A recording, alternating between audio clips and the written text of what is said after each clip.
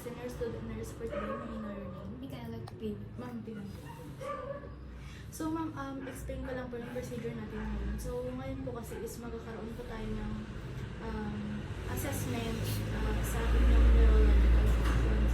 So, ang mangyayari po is may mga ipapagawa po ako sa inyong balance, and then may few questions lang po ako sa inyo dito. I'm asking po for your cooperation. Will that be okay sa inyo? Yes. So, assume that I already provide privacy for my client and perform medical asepsis, and then adequate lighting and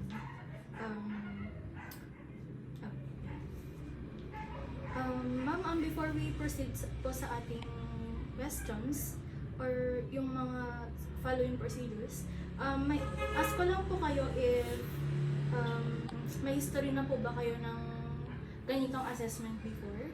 Wala pa po. Mental issues po. Wala po. And then, assess ko lang po yung unang level of consciousness.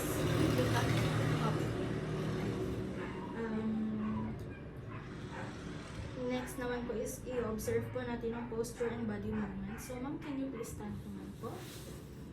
Okay. And then next po is grooming, dress and hygiene. Ayan. And then facial expression po. And then sa speech po, ma'am, may I ask naman po, can you name naman po na 3 objects inside the room? Bed, windows, and curtains. Ma'am, may I ask naman po to read nyo po ito? Mood, feelings, and expression. Okay. Since yan po yung nabasa mo, yan po yung in-next po natin. So, ma'am, i-observe ko po yung inyong mood, feelings, and expression. So, dito na po tayo magsisimula sa mga tanong. Ask ko lang po if how are you naman po today? Feeling good naman po. And then, what are your plans in the future po? My plans for the future is to graduate and become a successful registered nurse in the future. And observe thought process and perception po. And ma'am, what are your thoughts in yourself naman po when it comes to pursuing your goals? So, siguro yung thoughts ko sa sarili ko when pursuing my goals, after 5 years, siguro ma-attain ko yung goals ko gracefully and with flying colors. We're done naman na po. So, we will be observing the cognitive abilities naman po. So, in this part po kasi, meron po kasi siyang 2 parts. The orientation and the concentration.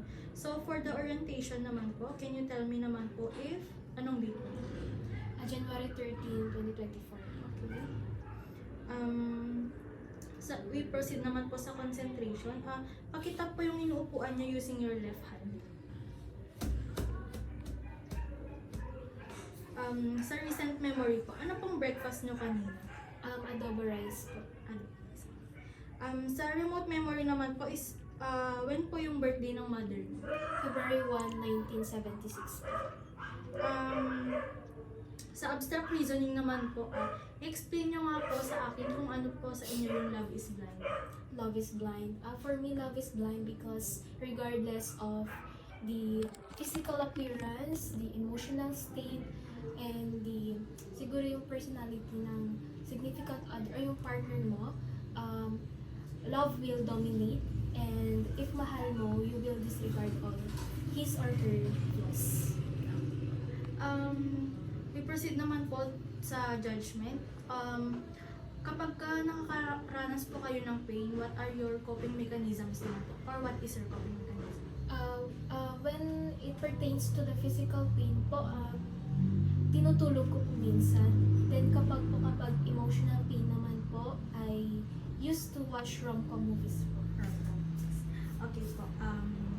We proceed naman po sa visual, perceptual, and constructional ability. So ma'am, in this step po, may I ask you naman po to draw heart.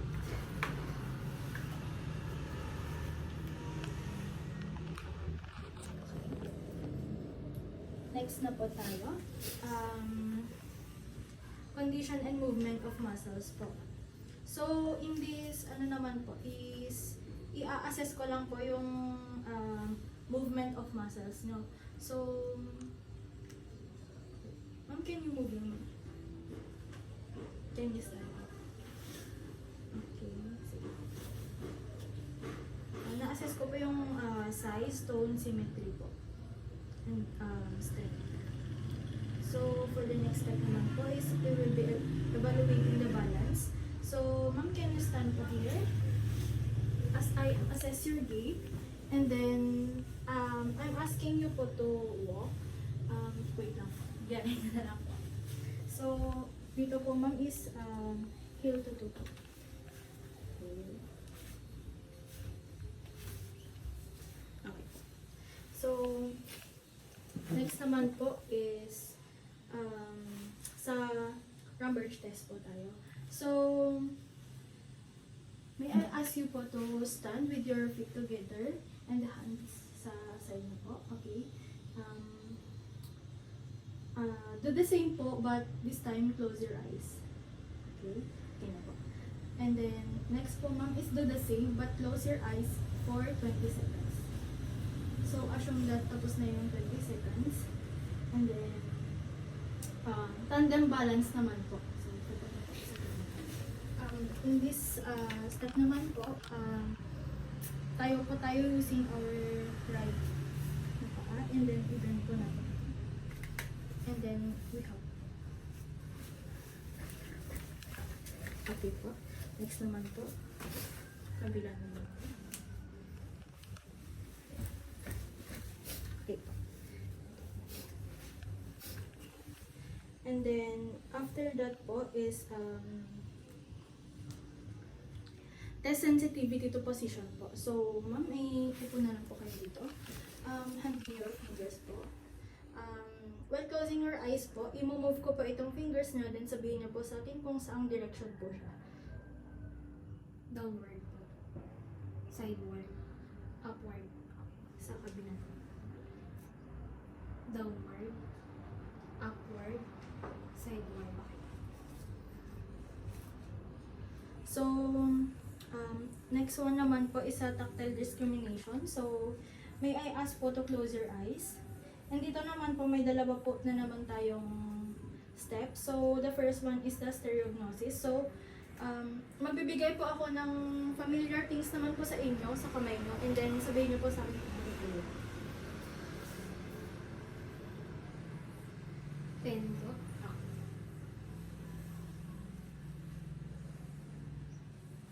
So, for the second one naman po is the graffiti siya. So, magdadraw po ako or magsusulat po ako sa inyong palm while closing your eyes, and then sabihin niyo po sa akin kung ano. Number 3 po. Sa kabila naman po. Number 2. Next naman po is coordination. I-assess ko po yung coordination, no? So, gawin niyo lang po kung ano yung pinapagawa ko. So, this time po is can you touch your nose po using your index finger na right? Okay. Yung kabila naman po. Okay. Repeat na lang po in 3 times. Okay. I-repeat na lang din po yung ginawa nyo while closing your eyes.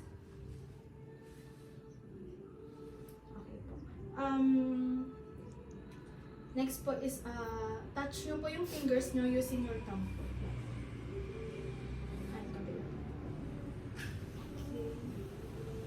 So, pakilagay na lang po yung palms nyo sa legs, no?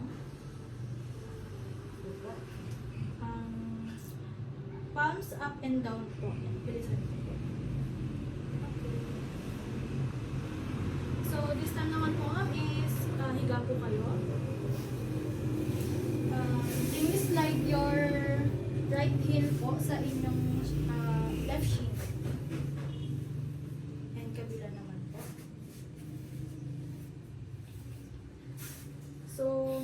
Next naman po is sa reflexes po. Test deep tendon reflexes. Ang una po natin gagawin is sa bicep reflexes. May I ask you to sit po? Okay. And then, we proceed po sa biceps, no? I-relax na lang.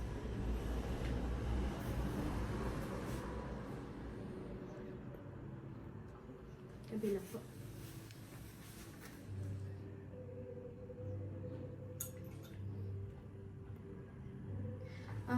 Next naman po, ma'am, is sa patella naman. Patella naman po.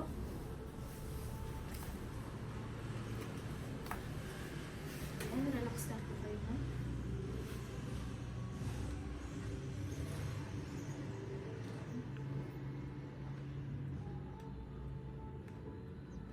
Okay. And next naman po is, ma'am, sa triceps po. Okay, ma'am. Ganun po kayo.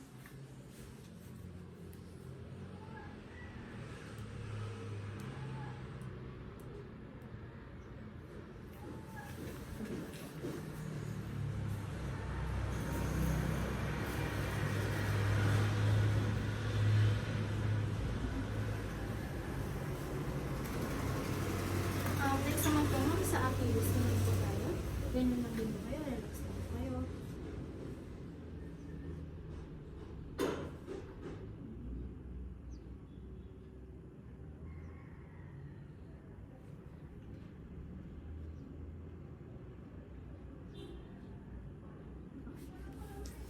Next naman po, ma'am, sa ankle clonus naman po tayo.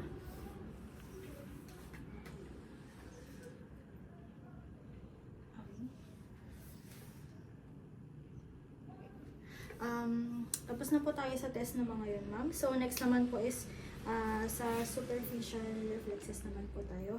So, ang gagawin pa natin sa plantar po. Or Babinski po. So, sa plantar.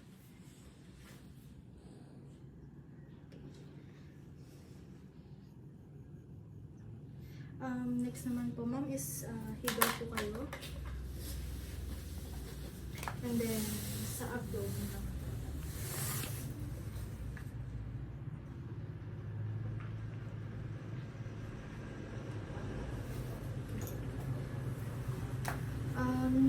Next po sa abdomen is cremasteric.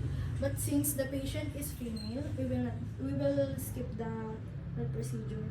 But then, if gawin natin sa male, i-scratch natin sa may bandang vertebrae. And then, movement will follow. So, ang next naman po is test for meningeal irritation. So, ma'am, sa procedure po na gagawin natin is yung Brzezinski style. So, this time naman po, ma'am, is iaangat po natin yung inyong batok and yung chin niyo po isilagay po.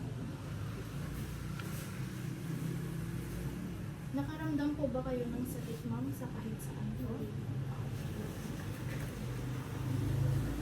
And then, the last one naman po, ma'am, is sa may Kernix. So, dito naman po siya sa may paa.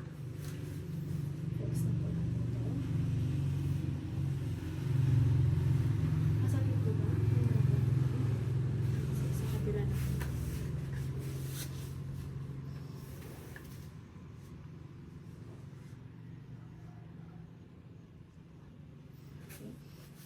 So, ma'am, yun lang naman po yung yun lang naman po yung nilalaman ng assessment natin. So, I ask you po, ma'am, if comfortable naman po ba kayo sa buong procedure natin.